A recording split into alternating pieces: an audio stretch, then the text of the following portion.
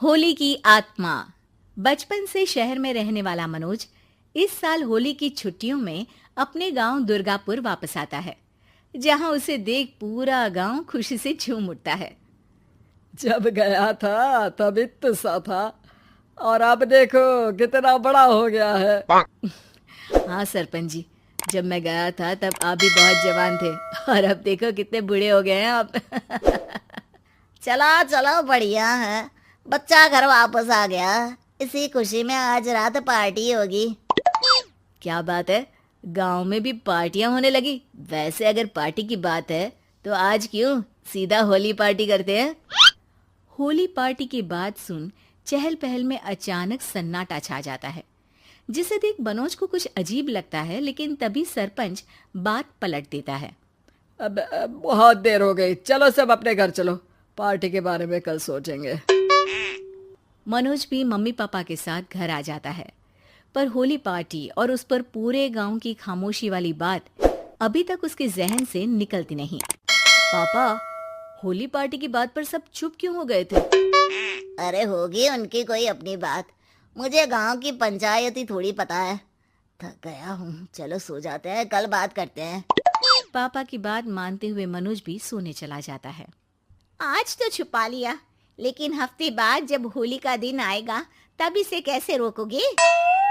अगली सुबह सूरज के साथ ही मनोज भी गांव घूमने निकल जाता है, जिस पर रास्ते में उसे अपनी ही उम्र के कुछ लड़के भी मिलते हैं, जिनसे दोस्ती कर अब वो उनके साथ घूमने लगता है। इसी तरह कुछ दिन बीत जाते हैं और होली नजदीक आने लगती है। दोस्तों, होली में 4 दिन ही बचे हैं, पर गांव में उसकी कोई तैयारियां क्यों नहीं दिख रही? क्योंकि यहाँ होली नहीं मनाई जाती। अरे पर ऐसा क्यों? वो राजा भूषण। अरे तुम 4 दिन के लिए आए हो, क्या इतना सोच रहे हो? चलो कुछ खाने चलते हैं। इसी के साथ एक बार फिर होली की बात को टलते हुए देख मनोज को शक होने लगता है। वो घर पहुंचते ही इंटरनेट पर अपने गांव और राजा भूषण के बारे में जानकारी निकालने लगता है। क्या? मुझे आज तक ये नहीं पता था। ऐसा कैसे? किसी ने मुझे कुछ बताया क्यों नहीं? सारी जानकारी लेने के बाद मनोज गांव वालों या अपने मम्मी पापा से कुछ पूछे बिना खुद ही उसकी सच्चाई के बारे में छानबीन करने लगता है, जिसके चलते वो राजा भूषण की हवेली में पहुंचता है। वाह, क्या हवेली है यार। पर क्या यहाँ सच में कोई भूत है? हेलो भूत जी, कोई है क्या? हम इस साल गांव में होली सेलिब्रेट कर रहे हैं, क्या आप उस पर थोड़ा इंटरव्यू देंगे? मनोज के ऐसा बोलते ही गांव में तूफान उठ जाता है और हवेली में रखी सारी चीजें हिलने लगती है। एक अदृश्य शक्ति मनोज को धक्का देकर हवेली से बाहर निकाल दरवाजा बंद कर लेती है। ये सब देख मनोज हैरान रह जाता है। क्या अभी मुझे हवा ने धक्का देकर बाहर निकाल दिया? मेरे होते हुए इस गांव में कभी होली नहीं मन सकती, इसलिए दोबारा ऐसी कोशिश भी मत करना, अंजाम बुरा होगा। आवाज सुन मनोज हैरानी से इधर उधर देखने लगता है, पर उसे कोई दिखाई नहीं देता। वो गांव वापस आ जाता है, जहां तूफान की वजह से सब कुछ तहस महस हो चुका होता है। आखिर ये तूफान आया कैसे? ना ऐसा कोई मौसम था और ना ही हमने होली का त्योहार मनाने की बात की थी। सरपंच की बात पर कोई रिएक्शन दिए बिना मनोज चुपचाप अपने घर चला जाता है। इस तरह देखते ही देखते होली का दिन भी आ जाता है और मनोज रंग लेकर गांव में निकल जाता है, लेकिन गांव पूरी तरह खाली होता है। अरे त्योहार का दिन है, धूमधाम की जगह मातम क्यों मनाया हुआ है? मनोज की आवाज सुन सब अपने घर की खिड़कियां खोल के घर के अंदर से ही उसे वापस जाने के लिए कहने लगते हैं, पर वो किसी की नहीं सुनता। तुझे पहले भी समझाया था, अगर होली खेलने की कोशिश भी की तो अच्छा नहीं होगा।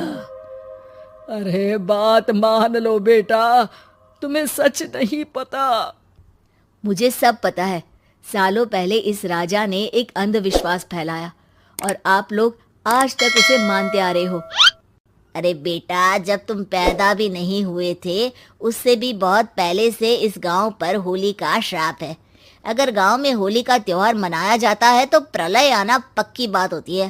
राजा भूषण इस सब में नहीं मानते थे और त्योहार मनाने लगे, जिसके चलते होली वाले ही दिन पहले उनके बेटे की और फिर उनकी मृत्यु हो गई। तभी से गांव की रक्षा के लिए उनकी आत्मा उस हवेली में रह रही है। सबकी बातें सुन मनोज उलझन में पड़ जाता है।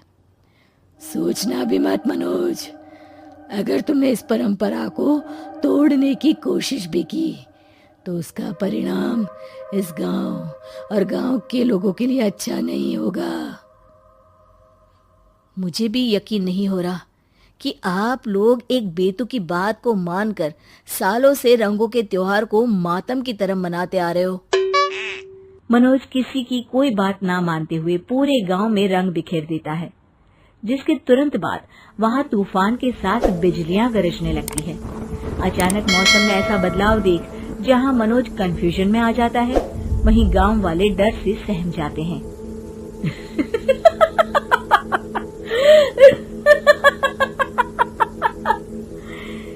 इस लड़के ने हमारे जैसे सिर्फ अपने स्वार्थ के लिए नहीं बल्कि पूरे गांव की खुशियों के लिए यहाँ होली मनाई है, जिस वजह से अब इस गांव पर होली का श्राप टूटता है।